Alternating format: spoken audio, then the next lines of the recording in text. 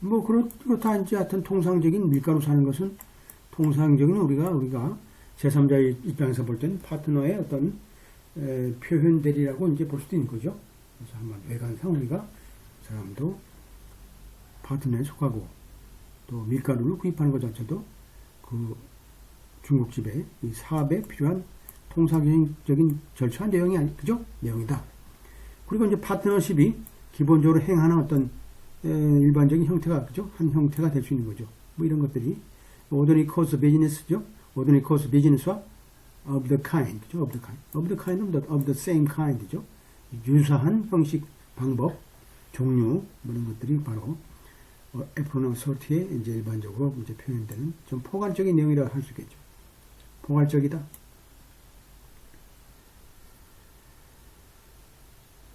그리고 기본적으로 이제 파트너의 이제 어떤 행위 자체라는 건 뭘까요? 자, 파트너십이 책임이 없는, 회사에 책임이 없는 거죠. 어떤 경우에. 자, 파트너가 이제 권한이 없는 경우, 그리고 제3자가 이미 그 파트너의 권한이 없음을 통보받거나 알고 있는 경우는 당연하겠죠. 그 결과에 대해서 우리가 파트너십 책임질 필요가 없는 거죠. 근데 이제 우리가 이제 중요한 건 뭘까? 첫 번째죠. 파트너가 고난에 있느냐, 없느냐라는 것은 이제 우리가 알 수는 없죠. 알 수가 없죠, 당장. 아무튼 뭐, 파트너가 이제 한 사람이, 기분 나빠서, 혹은 뭐, 갈등이 있어가지고 나와서, 내가 좀 사업을 차린다, 뭐 해가지고 유사한 사업을 하는 경우에, 사실상 이제, 이 종류의 파트너십을 그냥 등에 업고, 사기치는 경우도 있는데, 뭐 이런 것들이 결국은 통보가 됐으면 별 문제 없는데, 통보가 되지 않으면, 뭐, 파트너십 입장에서 볼 때 뭘까요? 권한이 없는 자니까 뭐, 책임이 없다 하지만, 또 이제 법률상의 문제가 발생될 수 있겠죠? 외관상의 어떤 표현들이라는 게 있기 때문에, 이것이 이제 굉장히 또, 사회적인 문제가 되고 있다라는 거죠. 이런 것들이 이제 잘 살펴봐야 되겠죠?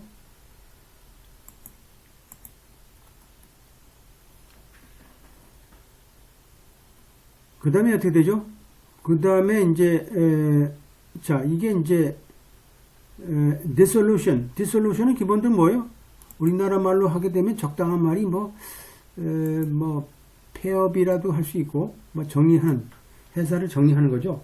회사가 정리되는, 폐업이라고 할 수 있고, 또 문자는 뭐 단절이다. 그죠? 단절이다, 뭐. 그렇게 뭐 할 수도 있고, 근데 하여튼 뭐, dissolution은 이제 우리가, 인간 사이 우리가 부부간에는 뭘까요? 이혼도 dissolution이고, 이혼이란 한마디로 이제 회사와 단절, 혹은 회사가 폐업한 이후에 파트너십에 대한 어떤 책임 소재가 아직도 남아있는 거죠. 왜냐면 어떻게 돼요? 계속 그동안에 dissolution이 되기 전에 사업은 ongoing, 컨선이니까 계속 비즈니스가 돼 있었잖아요. 우리가 아무리 여기 순간에서 우리가 dissolve 된다 하더라도 이후에 책임은 계속 남아있는 거죠. 이런 것들이 여기서 보게 되면 actual authority가 있는데 소위 이제 이 어떤 사업이라는 게 뭘까요? 여기서 시작된다 하면 되죠. 이 어떤 사업이 스타트업 되고 그 다음에 어떤 사업이 여기서 dissolution 되는 거죠. dissolution 되고 요 단계에서 이제 dissolution 된다 하더라도 어떻게 돼요? 폐업한다 하더라도 이게 금방 이게 끝나지 않잖아요. 자, 여기가 뭐예요? 와인딩업 하죠? 와인딩업. 보통 요거는 이제 파산이라고 할 수도 있고, 폐업이라 할 수 있고, 그죠? 파산, 폐업, 요런 단계가 있고, 그 다음에 청산이라는 단계, 청산 절차가 있죠, 청산. 그러니까 사업을 시작하고, 사업이 파업하죠. 폐업을 하고, 청산하고, 여기가 청산이죠. 파업을 어떻게 돼요? 한마디로 회사를 이제 정리하는 거죠. 법적으로 이제 정리를 한다. 하지만 이 권리와 의무라는 것은 상당 기간 가는 거죠. 채권자라는 게 뭐 금방 이게 해결되는 게 아니니까. 뭐 경우에 따라서는 5년, 10년까지 가는 경우도 있고, 이런 절차가. 우리가 하물며 이제 한정 승인 같은 경우도 가족법 우리가 배우고 있습니다만, 그 한정 승인 절차도 결국 뭐 이런 상태죠. 부모가 여기서 죽는다 하더라도 부모가 그동안 살아왔잖아요. 그러면 그죠? 그 채권과 채무라는 것은 뭘까요? 상당 기간 이제 우리가 채권자, 채무자에 대한 어떤 신고를 통해서 우리가 이 절차 안에 법적으로 우리가 모든 것을 우리가 끝내고 이제 청산 마지막 파산에서 청산으로 가는 절차가 남아 있는 거죠. 항상 우리가 이런 걸 항상 염두에 둬야 돼요. 항상 파산할 때 해서 모든 게 내가 손을 들고 모든 게 끝난다 하게 되면 얼마나 좋겠습니까? 왜냐하면 내가 한 200억을 예를 들어서 내 사업을 하다가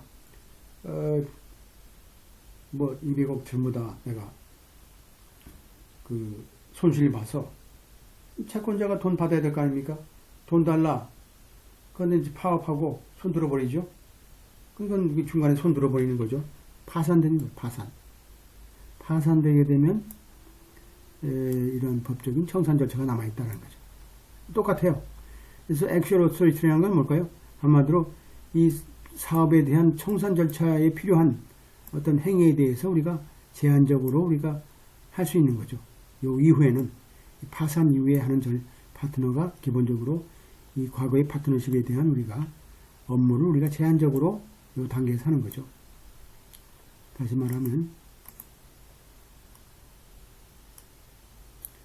그래서 여러분들이 이제 혼자 공부할 때 이런 것들이 회사법들 잘 모르게 되면 뭐 무슨 말인가 모를 수도 있어요. 그러니까 요게 이제 파산 단계고 요게 이제 청산 절차고 요게 이제 시작 단계이고 사업이라는 건 여기까지 되다가 이제 파산하고 나게 되게 되면 요 관계는 뭐예요? 법원에서 뭐 선임한 사람으로 우리가 파산을 청산을 절차를 진행할 수도 있겠지만 뭐 이 파트너십에서 파트너 한 사람을 골라서 법원에서 그죠? 승인을 받아가지고 이 사람이 제한적으로 이렇게 절차를 우리가 하면서 끝까지 가서 이제 이렇게 청산 절차를 밟는 경우도 있다라는 거죠. 이제 여기도 똑같아요. 애프런 어서티라는 건 뭘까요? 이러한 그 외관상의 어떤 권한이 있는 자로 보는 거죠. 한마디로 파트너의 어떤 행위 자체가 파트너십의 어떤 일반적으로 어떤 그 책임이 규결될 수 있는 경우. 그 다음에 제3자가 파산을 우리가 통보받지 못한 경우. 그죠? 뭐 이런 경우는 이제, 이런 게 없다 그러면 뭘까요? 여기서 선임된 청산인이죠. 청산인들이 기본적으로 하나의 파트너라 보게 되면 제3자와 거래를 또 여기서 해가지고 아직도 파트너가 파산이 되지 않는 것처럼 해서 또 사기칠 수 있잖아요. 이런 것들이 결국은 법적으로 다 보호하기 위한 제3자를 보호하기 위한 절차다 이렇게 봅니다. 다 이제 이해되시는 거죠? 이해되시는 거예요? 그러니까 이렇게 이해를 하고 다 외워야 돼요.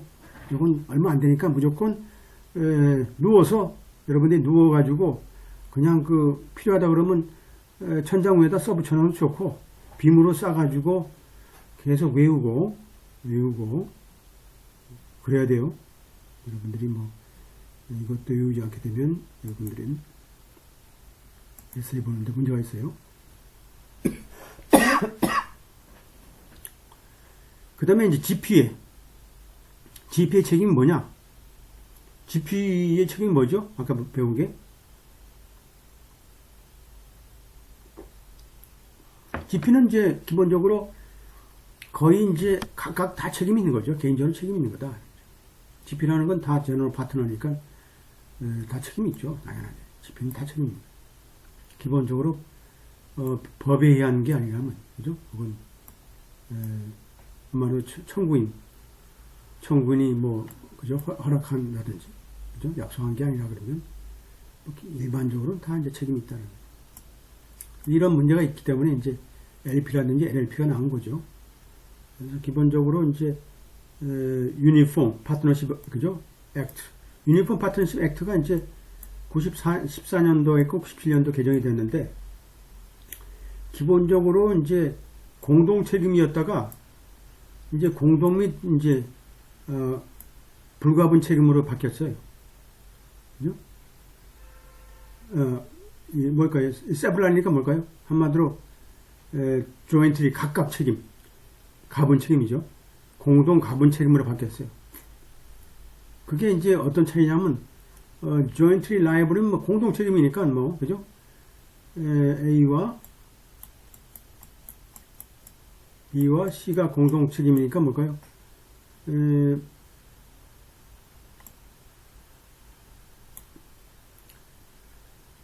제3자가 이제 이 A나 B, C에 대해서 우리가 소를 제기할 수 있죠. 소를 제기해야 되겠죠.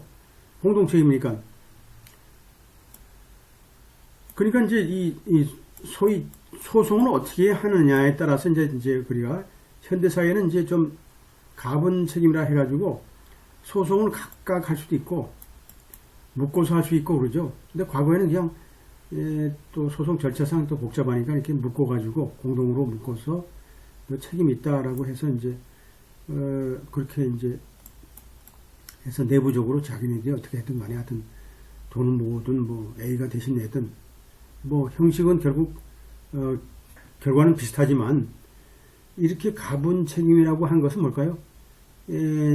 소위 그 제3자 입장에서 볼 때 가장 우리가 돈 많은 사람을 딱 집어서 B한테 그냥 딱 B를 다른 사람 A와 B는 상대, C는 상대 아니에요.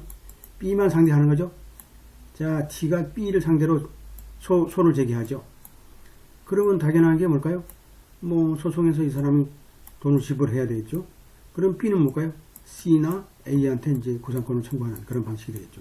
근데 하여튼 결론은 뭐 돈 받는다면 똑같지만 소송 우리가 전략에 있어서 좀 구체적인 내용들은 이제 조금 발전적으로 된 게 이제 1997년도 우빠에서 아빠가 아니에요. 우빠 그죠? 우빠죠. 유니폼 파트너십 액트에서 이제 나온 것들이 이제 jointly several liability라는 그런 내용이라고 볼 수 있겠어요. 그렇다면 이제 우리가 인카밍 파트는 어떻게 되냐 이거죠. 인카밍은 중간에 이제 이 사람을 이제 영입하다 해서 파트너가 되는 거니까 결국 어떻게 돼요? 들어오고 난 이후에 발생되는 어떤 채무에 대해서 자기가 책임 있는 거지 들어오기 전에 책임을 묻는다 그러면 그건 말도 안 되는 거죠. 그러니까 한마디로 이미 존재하는 파트너십에서 이미 존재하는 책임에 대해서 새로 오는 인카밍 파트너는 책임이 없다니. 그러니까 한마디로 이제 잔뜩 어떤 채무가 관계가 있는데 돈이 부족해서 새로운 사람을 영입했다. 그러면 뭐 그 이후에 여러 가지 뭐 돈도 지급하고 이런 것은 이제 가능할지 모르겠습니다만 그 전에 어떤 책임을 포괄적으로 지는 건 아니죠. 그때 들어오기 전에 어드미션 하기 전에 발생되는 채무에 대해서는 책임이 없다는 얘기죠. 하지만 뭐가요? 전국적으로 이제 파트너십에 어떤 지불된 투자 금액에 대해서는 우리가 결국은 어떻게 돼요? 책임을 질 수밖에 없는 거죠. 결론적으로 어떤 리스크는 결론적으로 책임지는 거죠. 어떤 특정에 대한 어떤 내용에 대해서는 책임이 없지만 포괄적인 어떤 회사의 어떤 손익에 대해서 그죠? 손익에 대해서는 우리가 책임이 있다는 거죠. 그 뜻은 뭐죠?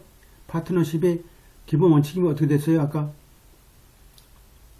세 가지가 있잖아요. 세 가지가 그 세 번째에 해당되는 거죠. 한마디로 우리가 이익을 나눈다든지 또 손실도 같이 나눠야 되는 거죠. 이것이 이제 파트너의 운명이다 보면 되겠어요. 파트너의 운명이다.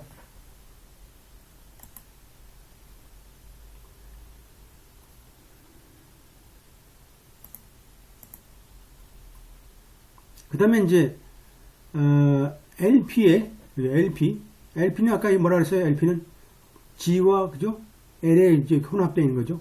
유한 책임자와 무한 책임자의 파트너에 우리가 혼합으로 되어 있는 거죠. 이제 리밋 파트너십의 책임이 뭘까요? 퍼스널 라이빌리티는 리밋 파트너십은 기본적으로